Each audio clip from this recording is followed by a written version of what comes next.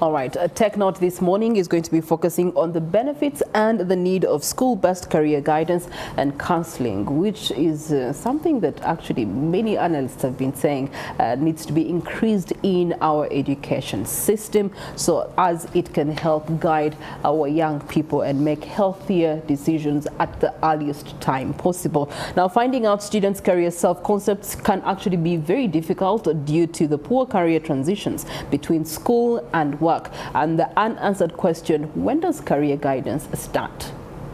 Does it start at P1, at S1, or when you have to join your first year in the university? Now, even though most schools in Uganda do provide quote-unquote career guidance and counseling by providing tailored advice and support or partnering with education systems and programs that can do just that, school counselors are helping students navigate the myriad of educational and career paths that are available to them. But what is availability? Is it to the region or is it to the global opportunities? Well, joining me, I do have the Deputy Head Curriculum and Center Coordinator from Kabojja International School, and that is Divine Vhovha. And we also are joined by Patrick James Museruka, who's the Careers Coordinator still with the Kabojja International School. And they're going to be talking about the efficacy of career guidance and counseling, especially in Ugandan schools.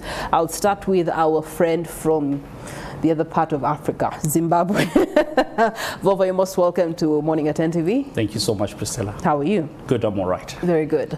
Patrick, good morning to you. Good morning, Priscilla. Good morning, viewers. It's a pleasure to have you. Now, let's first start on a personal basis. Gentlemen, as you were going through the education system yourselves, at what point did you first interact with career guidance and counseling, and how beneficial was it to you at that point to navigate the rest of life up to today? I think basically with me, I interacted with career guidance a lot later in my educational career, probably when I was finishing high school at upper sixth level, at A level. And it indeed had its benefits, but you could see that it was a little bit too late, and I would have needed it a little bit earlier on in order to really map my career. I'm an engineer by training, but I'm passionate about education, and that's something that I really discovered a lot later on in my career. Had I found that out a lot earlier, it means I would have mapped my career path differently. Okay. All right. Patrick, what is your experience? My experience was a little more like him. Very limited career guidance when we're choosing subjects. It was our parents who used to say that I did this, you can as well do this. My uncle did this profession. But in schools, it was very, very minimal compared to what we have now, where it's more rigorous. Schools have picked it up, and students are testifying it has really helped them to align their interests to the career path they want to take as professionals. Okay, let's stay right there. The current state of career guidance and counseling, what does it look like for Ugandan schools and from your experience? And how is it differing from the private sector to the public sector and international institutions such as yours? Priscilla, here in Uganda, the schools are aware. There are policies in place. There's career guidance and counseling in schools, okay? And research has it that 80 to 90% of learners know about career guidance, and they have this information.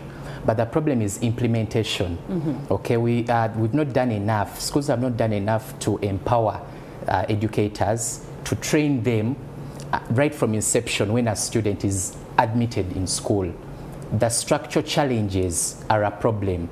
Working with admissions office, the curriculum office, and the careers, there are a lot of challenges there where these offices have to work intertwined such that they follow up a learner until exit. By the time the learner is exiting a school, he's focused on what he wants to do or she wants to do in order to achieve their future goals. Now that's where we are current.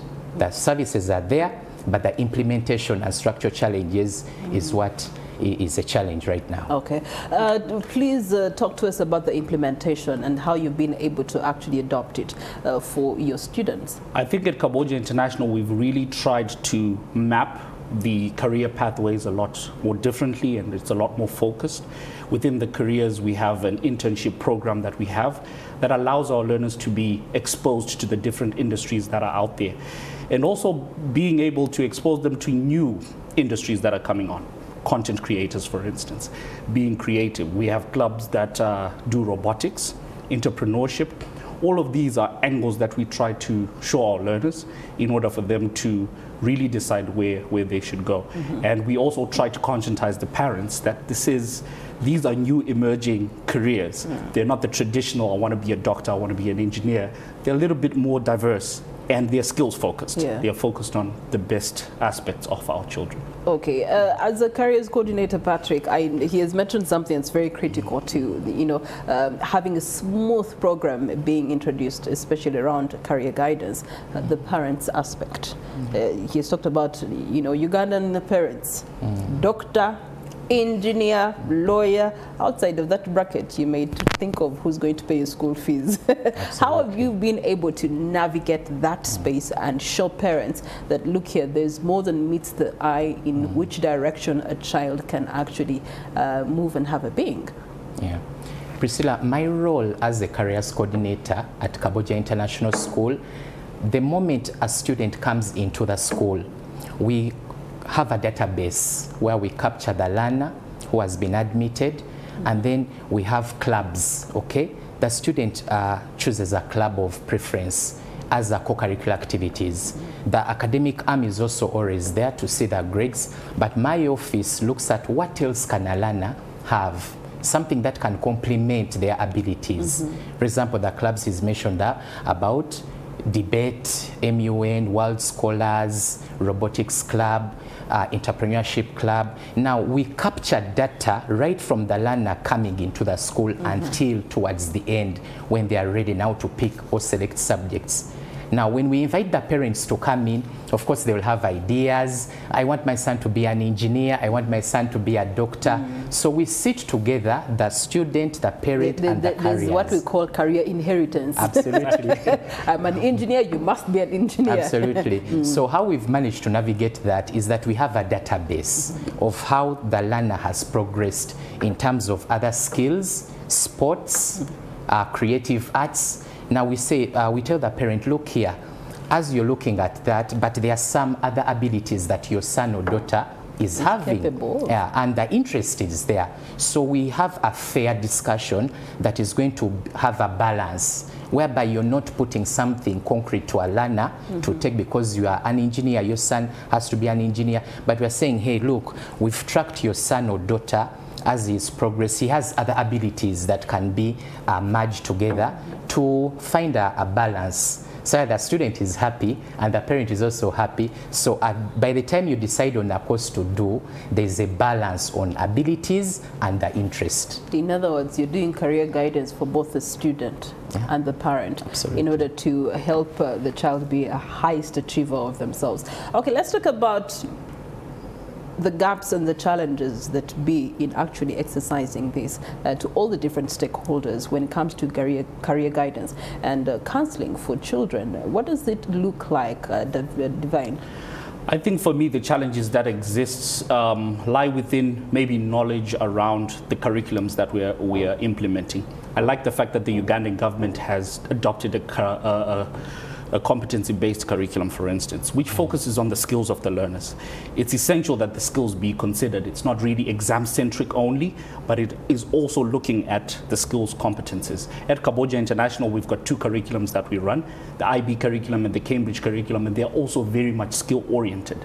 But also internally, what we've done is we've designed the curriculum to almost tap into all the skills that the learners have. We've got Paralympians as part of our school. We've got students that are taking up the Key Stage 4 coordinators introduced, for instance, PE into our curriculum, and which also has now supported things such as sports science and students taking it up even at AS and A level. So being able to take international curriculums, adopt them to our own context or local context, so to speak, is really essential. And it's essential even in implementing within the national system. Just touching back on something that you mentioned about when does career guidance start, it's really important that we have a system that captures the data about the learner from inception into education.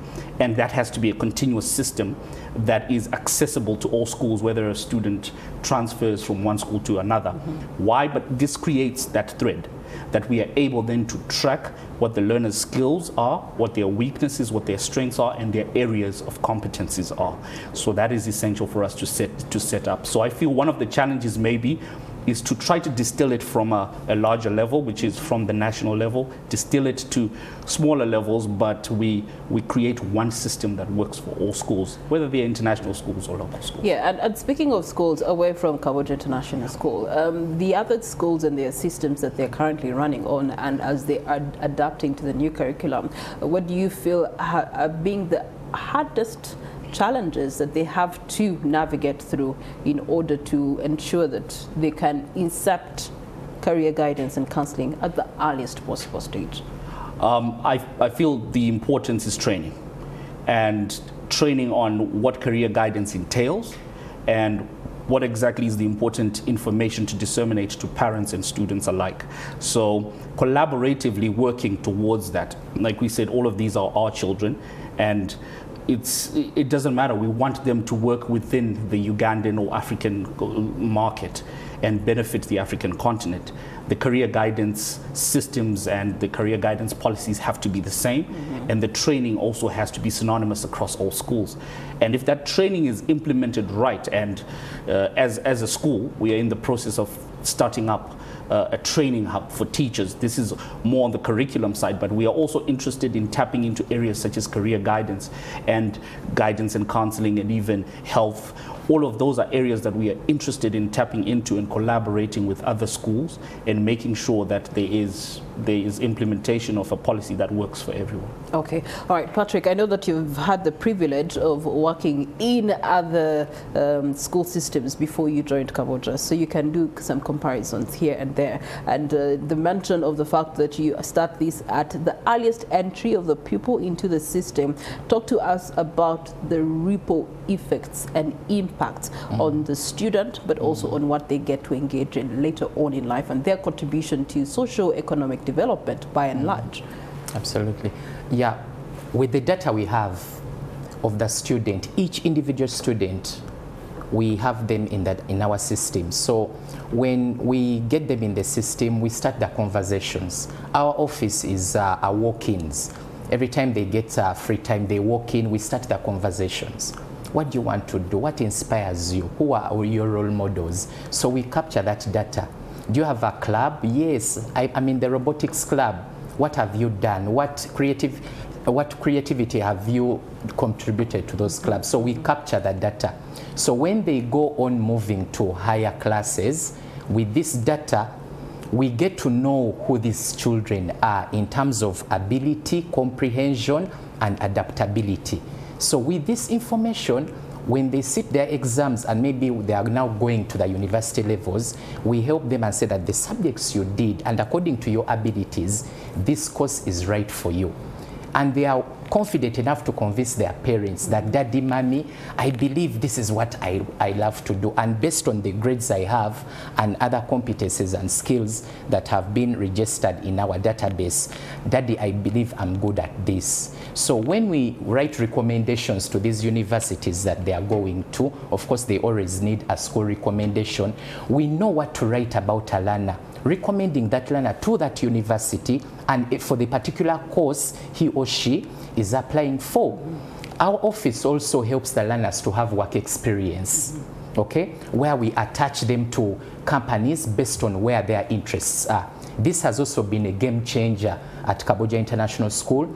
We go and follow up these learners during summer holidays, where the engineers, we take them, the doctors, we take them to hospitals. We have a collaboration with these organizations where the learner has to feel the profession, either to say, yes, I'm meant to be a doctor, or to say, no, I think what I thought is not what. This is too much blood exactly. for me. Yeah. So there will be a switch, then you say, no, I think I'm not good at this. So we give options for learners to have a feel. If you're law, we take you to a law firm, have that experience of court. Then when you come back, you have an idea of what you want to do, and this has been a game changer at Kabojja International School, whereby by the time they go into the university, they are focused, they know what they want, and the sky is the limit for such students. And they're being admired by those that have gone through different other systems. Absolutely. Divine, many are often perceiving such activities and programs by international schools as quote-unquote for the international schools. What lessons can the public and private sector players in the education system locally here in Uganda pick up in ensuring that it's not just about the money, but it's about the quality of person that comes out of your system? For the private sector, if we get partners within the private sector that are able to invest in these programs, they need to realize that this is a win-win situation. If they invest within programs that allow us to develop skills within our learners, it means that the product at the end of the day, whichever scholars come out and go into the labor force, are quality workers. These are individuals that it's really not about education anymore. Fortune 500 companies are looking at people that can be responsible, collaborative, can communicate. And these are skills that they look at. So people can come out with first-class degrees, but if they're not able to work within teams, then it's kind of difficult. So to the private sector, I think we would appeal that partner with the schools, partner with the Ministry of Education to invest in mentorship programs and career guidance and counseling, so that the product that we get at the end of the day is focused, really knows what they want to do, and we don't get the struggle. A lot of learners get to the A levels, they don't know what subjects that they want to do. Let me do 4 subjects so that I can have a fallback. But if they're focused, if the career guidance started early, then we'll make the process a lot quicker. We make the students a lot more focused on their skills, their competencies, their strengths, and then we get a quality. I'm hesitant to say employee because we also have entrepreneurs that are coming up, and which is something, content creators. We have to embrace all of these changes that are coming through. So that would be to the private sector, and to the public, to the parents especially. Let's embrace our children's strengths and embrace what they want to do. A lot of times, yes, you spoke about inherited professions that people might get. Let's allow them to speak their mind and also know where their spheres of influence are. Speaking of which are the emerging fields in the last 5 years and the next 20 years? I think the digital citizenship is big. The advent of AI, artificial intelligence, the advent of skills in coding and robotics, this has become an crazy important field, and it's accelerating at an infinite rate. But also, we're looking at things that are not as popular. Content creation, for instance, the media side of things, where what you guys do, but also there's a lot of creativity that's coming into it. People are becoming TikTokers, YouTube influencers, things like that. These are all emerging. STEM will always be in the middle of everything. Science, technology, engineering, math, they'll continue to be there. And within our curriculum, we've always said to learners, at least take one science subject, so that at least you are conscientized about the scientific world and problem solving. Some of these subjects that they take, it's not necessarily that it's a path that they will take, but it's only the skills that they get from those subjects. So knowing that there are these emerging trends, mostly linked to the digital world and digital literacy, is really, really key. I heard you say something about a training hub that is around the corner. Talk to us about that. So the training hub is essentially going to be a professional development qualification center, which will give professional development to teachers. And now, this is by and large going to affect curriculum delivery, the quality of teachers within the classroom. But we also want to extend that to other spheres.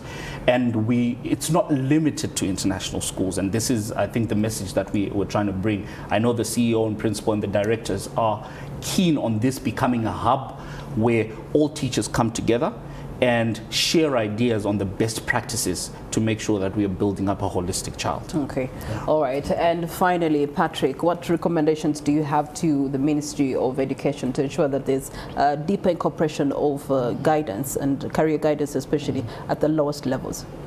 Yeah, Priscilla, we commend the government that the policies are there. counseling services, counseling guidance, the policies are there. But we recommend that the government goes an extra mile to facilitate the training, okay? And we have to begin with the teachers. The teachers have the longest hours with these learners. So if they are trained, there's a budget. At least every school should have a budget, okay? A careers budget. Not so much money, but at least for them to collaborate, to do research, to move into these universities and find out what are the competitive courses that are now on the market. And future forward. Exactly. Yes. So when the counselors are trained and they get back to their schools, they can advise parents that, hey, now we have new courses on market, okay? IT, AI, data science, things are coming on. There are options here. So if government can facilitate public schools to have a budget in the careers office, training, collaboration. As international schools, we are free. At Kabojja International School, we are free to collaborate with schools. We benchmark, and such that by the time the learner is leaving, it's full package and holistic learner ready to jump into the market and earn a living.